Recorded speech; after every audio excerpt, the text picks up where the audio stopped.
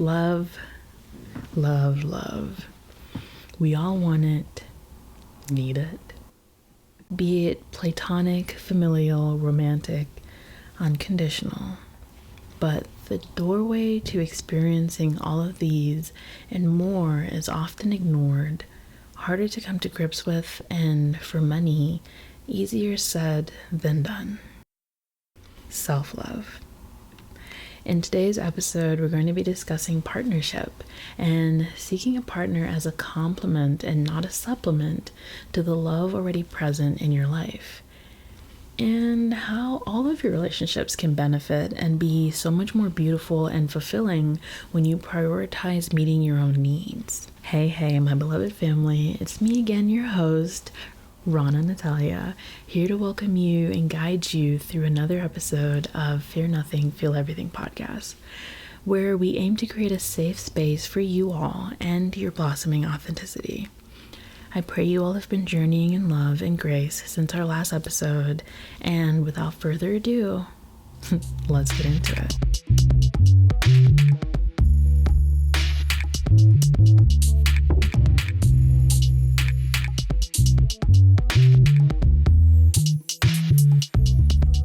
So, story time. I am deep into manifesting, and I believe that visualization and getting clear about what you want is a big part of bringing your visions into fruition. So after having had so many lackluster experiences with dating, I began to compile a list of things, traits, habits I would want in my next partner. I'd done this because I was exhausted of not recognizing my patterns right away, and as a result, having the same partner just in a different form. So I knew that if I had a list, the moment something was clearly the opposite of what I wanted, I could address it and see if this person was genuinely for me or not. Anyways, I had compiled my list, and I was doing things that I thought the universe was calling me to do to meet someone new. In my mind, I was saying to myself, whatever's meant to happen is going to happen. And I meant that in reference to a new relationship. But the universe was hearing me in a completely different way. Well, in the way I needed. And safe to say, my plans and the universe's plans looked completely different. I met someone, and I was wary at first, being very cautious of my habit of getting overly excited and jumping headfirst into things. But we were getting along, and we had similar mindsets. We had different interests, but we enjoyed each other's individuality and had cultural similarities, etc. And these were a lot of things that checked the boxes when it came to my list. Communication, in the beginning, was spot on. And when problems or questions came up, there was enough safety to be truly vulnerable about our feelings and ask questions to see if we were still on the same page. Safe to say, things were going well. I was telling my soul sister that I think I finally found a good one because this was unlike anything I had ever experienced before. It just felt mature and embodied a lot of things that my past relationships lacked, especially in the communication department. However, as time passed and we got closer, cracks started to show. There would be small moments where they would say things or do things that would threaten and begin to destroy all of the trust and safety we had initially began to build. In a lot of ways, they would encourage my excitement and feed into it, and then turn around and call me delusional. They began negging me almost. Maybe? I don't know. So, I would seek counsel. I feel like we all have had friends we turn to when we think we're tripping. So I would take screenshots and take it to my best friend since preschool, one of my sisters, and I'd send it to my soul sister, and then I'd send it to my friend. These are 3 different people, so I would have enough data and differing opinions to deduce whether or not I was tripping. And ironically enough, they all began to get bad vibes, but they did what they do best, and they offered me their honest thoughts and sent me to do whatever I was going to do with their support. Because, as my sister would put it, I had to walk through the fire to get what I needed, no matter how many other people told me it was a fire, or even if I knew in my own gut that it was a fire. And a part of me had made up in my mind that either this experience was going to destroy me or grow me. Little did I know that the universe had intentions for both. This person was beginning to bring so much confusion into my life that it pulled me away from my center.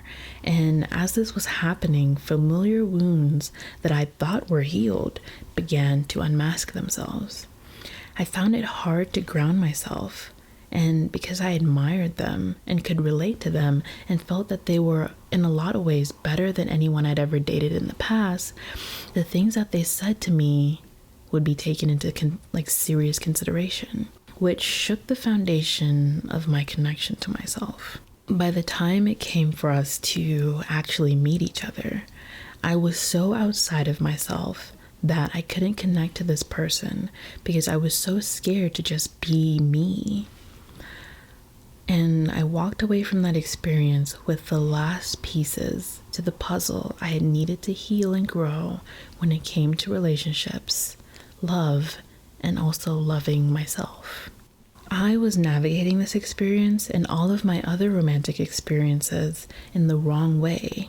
Like, it was the wrong way to find a partner, but it was the right way in which I needed to grow.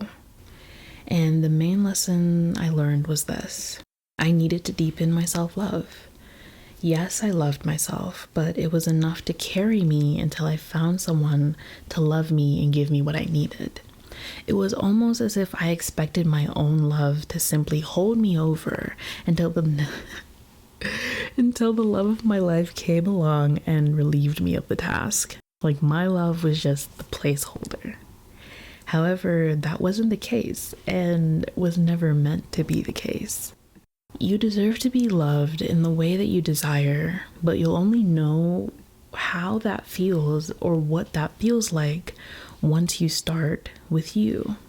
So we're going to do a little bit of an English lesson here, a little bit, take us back. Not an English lesson, a little Greek lesson, because it's not English. We're going to talk about philautia. Philautia is a term from ancient Greek that refers to the concept of self-love or self-compassion. It encompasses both positive and negative aspects of self-regard. And I'll briefly explain both here because even though I won't be focusing on the negative portion, I think it's important to acknowledge it because as there is the duality of man, the more we know and understand something, the more we can shift towards the parts of it that appeal to us that we desire to embody. So here's a breakdown. Positive philautia is self-love that is healthy and constructive. It involves having a balanced and positive view of yourself, which can contribute to your overall well-being and personal growth. Positive philautia includes self-respect, self-care, and self-acceptance. Now, negative philautia. This can be more self-centered or narcissistic, where the self-love turns into excessive vanity or selfishness or an obsession with your ego self. And it's usually associated with an inflated sense of self-importance or a lack of empathy towards others. In a broader sense, philautia plays a role in how we relate to ourselves and how we manage our self-esteem. Healthy philautia supports mental health and fosters a positive self-image, while unhealthy philautia can lead to difficulties in relationships and self-perception. Now, today we're going to focus on the positive aspects of this self-love and take a deeper look into how establishing a healthy self-love can lead to healthier love lives, be it romantically, familial, in your friendships. Self-love is like an umbrella, and underneath that umbrella, we have all these different characteristics that embody and contribute to self-love. And the first one we're going to discuss is going to be self-acceptance. Self-love involves recognizing and accepting one's own strengths and weaknesses without undue self-criticism. It's about being at peace with who you are and embracing your own identity. When you are intentional about knowing and accepting your authentic self, you can go anywhere and be around anyone without the fear of questioning who you are. You won't worry about your intentions, actions, presentation of self, because others' perception of who you are holds no power over who you truly are. When the foundation of self-acceptance isn't strong, it can be easy for others to drive us to question ourselves, question our values, question our desires, our intentions, our needs, our emotions. And if we aren't clear about these things, internalizing someone else's projection becomes a possibility. From here, if you aren't treading lightly, you can also be susceptible to manipulation. But that's an iceberg for another time. Let's move on. Self-care. Self-care encompasses practices that contribute to one's well-being, such as maintaining a balanced lifestyle, pursuing personal growth, and setting healthy boundaries. Self-care is a crucial aspect of self-love, ensuring that one's needs and desires are met in a nurturing way. Around the same time I was having this growing experience, after this failed attempt to date, I had a strong urge within me, and I kept saying to myself, I just want someone to buy me flowers and take me to the park so we can sit under a tree and read books while listening to ocean sounds. I thought about it for a few days, and then it struck me, like almost out of nowhere, but also in a way that was lingering there the whole time. Why don't I buy myself flowers and take myself on a date to the park to read books while listening to ocean sounds? And I know why I didn't do it before. It's because my love at the time wasn't good enough. Remember, I saw my love as the placeholder and not the standard, not the foundation. So when I do things for myself, it was like, have you ever had a suitor? Like someone who likes you real bad. And yeah, it's nice when they do things for you, but they're not the one you want to be doing the things for you. They're sweet, but they're not the one. It was kind of like that. Like, yeah, me doing things for myself was sweet and nice, but I expected that. It wasn't special because I wasn't who I wanted to love me. When in fact, my love should have been, and is now, the only love that matters to me. Extra love is a bonus. It's beautiful, and having an abundance of love is exciting. But being your own source of constant, unconditional love means that no matter who comes and who goes, you are still cared for, loved, seen, and heard by the person who should be and is the most important. You. Meeting all your own needs also provides you with an opportunity to learn and come into knowing how you like to be cared for, how you like to be seen and heard, so you can effectively communicate that to your partner, but also recognize and truly know when someone isn't the right fit for you. You also free yourself from the shackles, the desperation of holding on to relationships, situationships, or the person that your gut has been telling you isn't right for you, simply because they give you something you can quite honestly give yourself. You just haven't given yourself the chance to, or even tried. We're gonna run that one back. Listen.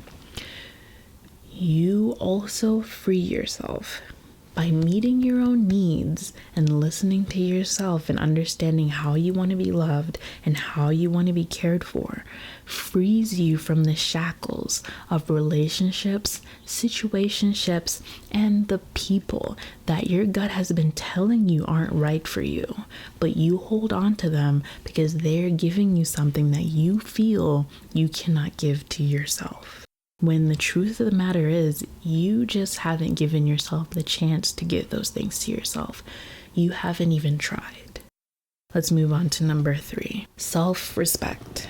This form of love entails valuing yourself and understanding your worth. It involves defining what respect looks like for you and then following through by not allowing yourself to be mistreated or undervalued, not even by yourself.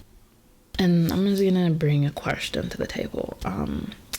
How can you expect someone to respect you in a state where you don't respect yourself?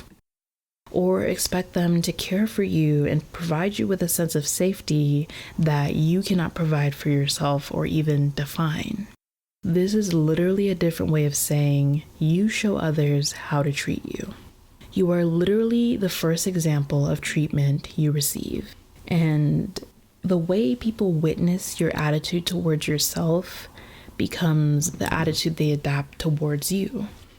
It's like someone who always jokes about how stupid or ugly they are, being offended when other people join in on the joke. Then you're upset that other people are defining you with words you use to define yourself. And you might think, well, they're mean-spirited and nice people would be nice. I'm sorry, I can't take myself seriously. And you might think, well, they're mean-spirited. Nice people would be nice to this person regardless of what this person is saying about themselves. And multiple things can be true here. You're not wrong.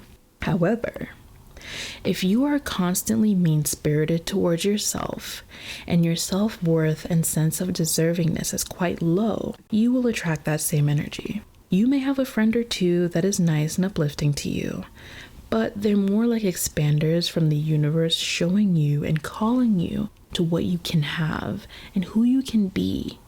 That nice person isn't your savior. 2, people that are existing in a higher vibration rarely, if ever, will be where low vibrations are. In fact, you may only encounter nice, kind, uplifting people in places out of your comfort zone, away from your current friends or circle of people who will allow you to revel in your negative self-talk and victim mindset rhetoric. And when I say low and high vibrations, I'm talking about a state of being. So low vibration being sad, angry, constant victim mentality, woe was me, etc. And high vibration is being someone experiencing gratitude, joy, love, growth, and so forth. They won't want to exist in the same places as low vibrations anymore. So they may love you, but they're going to start loving you from a distance. Moving on to one of the last terms that come underneath self-love, we're going to talk about self-compassion. Self-compassion. This is all about being kind to yourself, especially in times of failure, shame, guilt, or difficulty. This is about offering yourself the same understanding and support that you would offer a friend or a loved one in similar circumstances. When you're intentional about being kind and compassionate to yourself, you begin to recognize how truly deserving and worthy of those things you are. And it becomes extremely difficult for people who mistreat you to become a part of, yet alone enter, your life. Now let's talk about all of the benefits of self-love and all of these components of self-love and incorporating them into your life. Number 1, improved mental health. Positive self-regard and self-care can reduce stress, anxiety, and depression, contributing to better mental health. 2, resilience.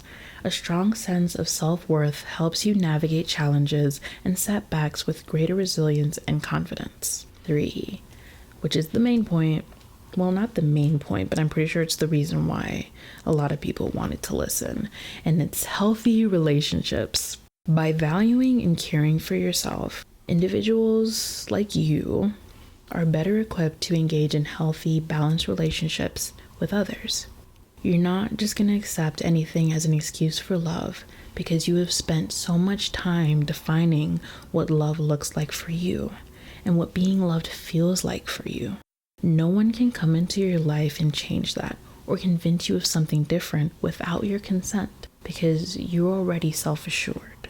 Number 4, personal growth.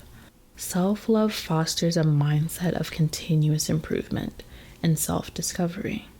This encourages you to pursue your goals and aspirations whilst embracing your ability to grow continuously and accept that you are ever changing. Cultivating self-love, and yeah, this is going to be one of the last things that we talk about, which is cultivating self-love and the methods that you can use to foster self-love and grow self-love. And the reason that it's going to be quite brief is because I cover it a bit more in depth in the episode about radical self-love and reconnecting with yourself. So if you haven't listened to that episode and you're interested in how to cultivate a deeper sense of self-love, please go ahead and give that one a listen. But self-reflection is going to be the first point that we touch on. Engage in activities that help you understand and appreciate your own values, strengths, and areas for growth. 2, positive affirmation. Talk to yourself nicely. Use affirmations to reinforce your self-worth and build a positive self-image. 3, mindfulness and self-compassion practices. These are techniques such as meditation or other self-compassion exercises that can help cultivate a nurturing attitude towards yourself. Then, setting healthy boundaries. Learn to say no and protect your own needs and well-being in relationships and in your daily life. Self-love is about maintaining a balanced and healthy relationship with yourself, contributing to your overall wellness and the ability to form meaningful connections with others. You will only truly begin to know what you want and don't want by beginning to know yourself. All right, beautiful. That brings us to the end of today's episode. If it resonated with you or you have a story of your own that you want to share, you can connect with me and our community on Instagram at fearnothing.feeleverything, where I share journal exercises, affirmations, daily inspirations, and engage in conversations with all of you. Until next time, remember, you are deeply and unconditionally loved by God, the universe, and all of your ancestors. Oh, and me. Okay, until next time, bye.